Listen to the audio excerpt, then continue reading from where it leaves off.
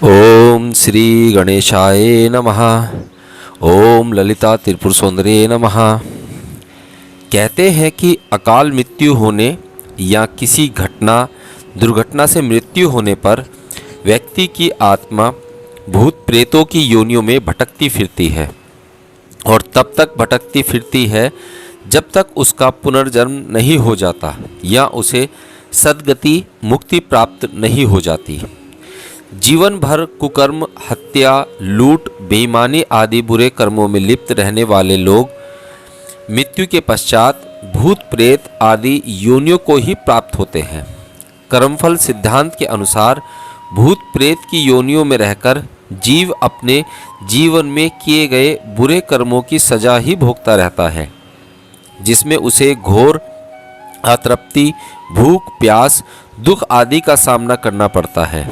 हाँ, कभी कभी शुभ कर्मों में लिप्त रहने वाले लोग जब अकाल मृत्यु के कारण भूत प्रेतों की योनियां प्राप्त करते हैं तो वे अपने पूर्व जन्म की सत्यवृत्ति के अनुसार भूत प्रेत की योनि में रहते हुए भी स्वभावतः ही किसी की सहायता भी किया करते हैं और उन्हें शीघ्र ही प्रेत योनि से मुक्ति भी मिल जाती है।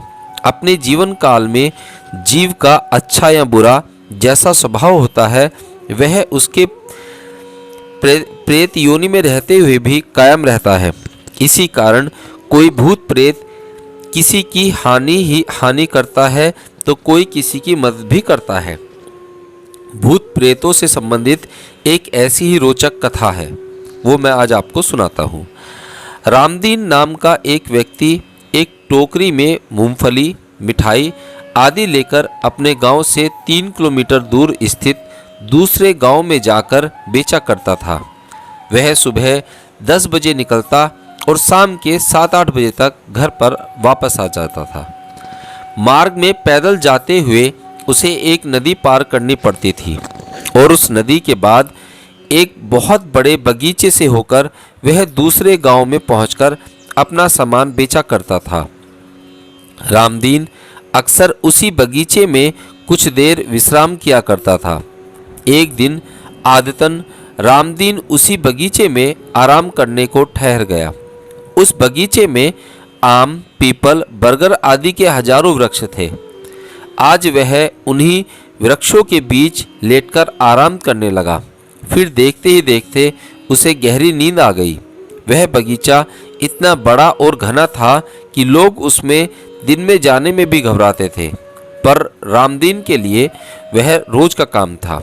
उसने सुन रखा था कि इस बगीचे में भूत प्रेत रहते हैं, फिर भी वह निडर और निर्भय रहता था, क्योंकि उसने सुन रखा था कि गायत्री मंत्र का जाप करना, हनुमान चालीसा का पाठ करते हैं, उसे भूत प्रेत परेशान नहीं करते। फिर वह तो नित्य गायत्री मंत्र का जाप और हनुमान चालीसा का पाठ करके ही अपने घर से निकलता था।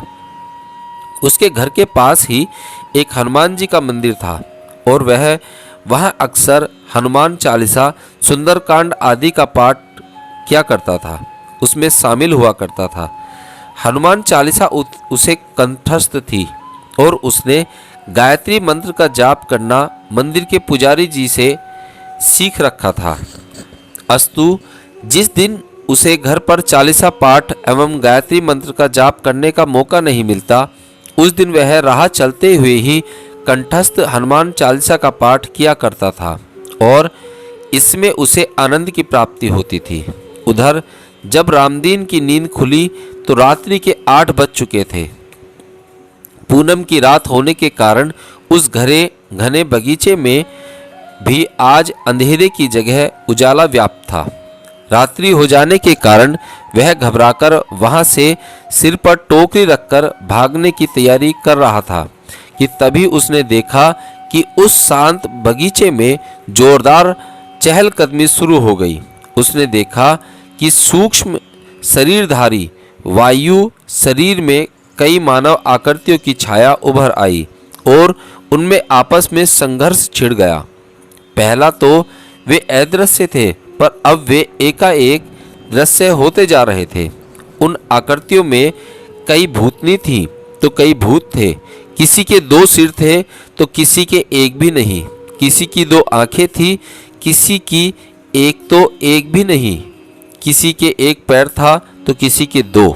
ऐसा लग रहा था कि भूतों में कोई दबंग भूत अन्य भूतों की पिटाई कर रहा हो।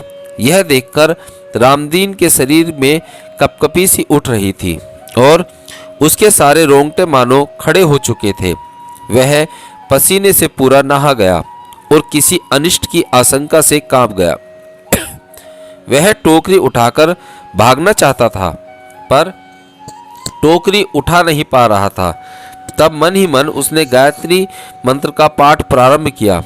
तभी वहां हो रहा कोलाहल शांत हो गया और उसने देखा कि एक विशालकाय वायु शरीरधारी मानवीय आकृति सामने के पीपल के वृक्ष से उतरकर उसकी ओर बढ़ी चली आ रही है।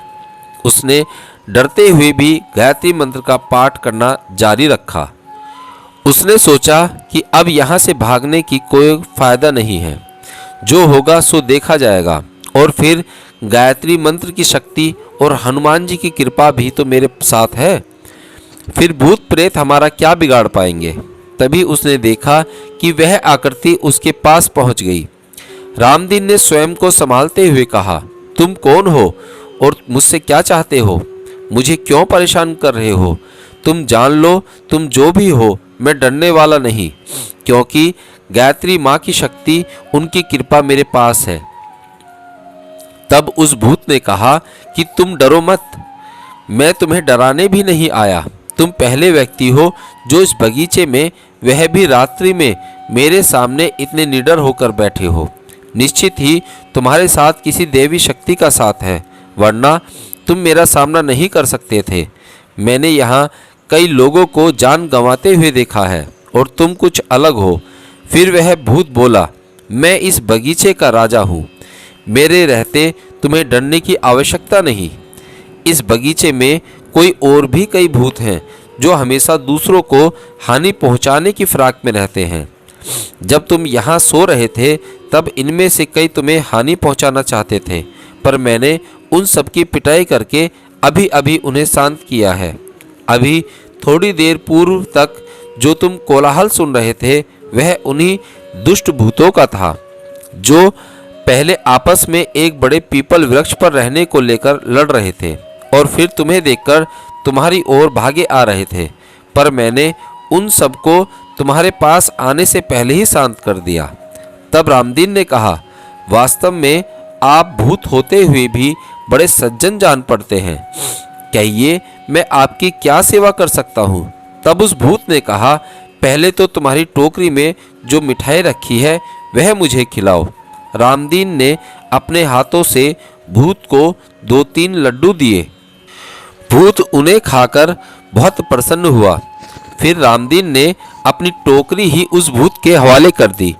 पूरी टोकरी खाली करते हुए भूत ने कहा, बहुत अच्छी मिठाई है, आज मेरा मन तृप्त हुआ। अब रामदीन का डर कम होने लगा था। उसने साहस करके पूछा, तुम यहाँ कब से रह रहे हो? इस पर भूत ने कहा, कभी मैं पास के गांव माधोपुर में ही अपने माता पिता के साथ रहता था। मैं बहुत गरीब था, रोजी रोटी के लिए मेरे पास पैसे नहीं थे, इसलिए मैं अपने घर के पास के 5 पीपल के वृक्षों की कटाई कर उन्हें बेचकर उनसे प्राप्त पैसे से अपने घर का गुजारा चलाने लगा। पर उसके बाद मुश्किल से 2 महीने के अंदर ही मेरी पत्नी व बच्चे की मृत्यु हो गई। मैं उस सदमे को नहीं झेल सका और मैंने भी आत्महत्या कर ली। मृत्यु के बाद से ही मैं भूत की योनि में इसी बगीचे में इसी पीपल के वृक्ष पर रह रहा हूँ। पर आज तुम्हारे जैसे भगवत भक्त को देखकर मुझे बड़ी तसल्ली और संतोष हो रहा है।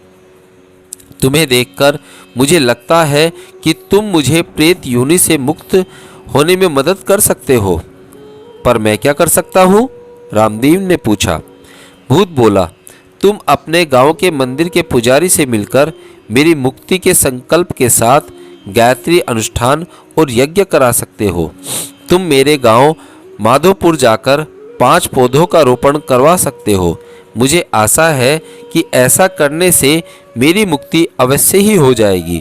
रामदीन बोला, मैं स्वयं को बड़ा सौभाग्यशाली समझूंगा यदि वास्तव में मैं तुम्हारे लिए यह कर पाया। मैं कल ही अपने गांव में पुजारी जी से मिलकर तुम्हारे लिए यह सब कराऊंगा। तुम मुझ पर भरोसा रखो। वह भूत बोला, मुझे तुम पर पूरा भरोसा है, पर मैं उस कार्य के बदले तुम्हें पहले ही कुछ देना चाहता हूँ। तुम मुझे भला क्या दे सकते हो? रामदीन ने कहा। तब उस भूत ने उसे कहा, तुम मेरे पीछे पीछे आओ। अब तो रामदीन पूरी तरह निडर होकर उसके पीछे पीछे चल दिया।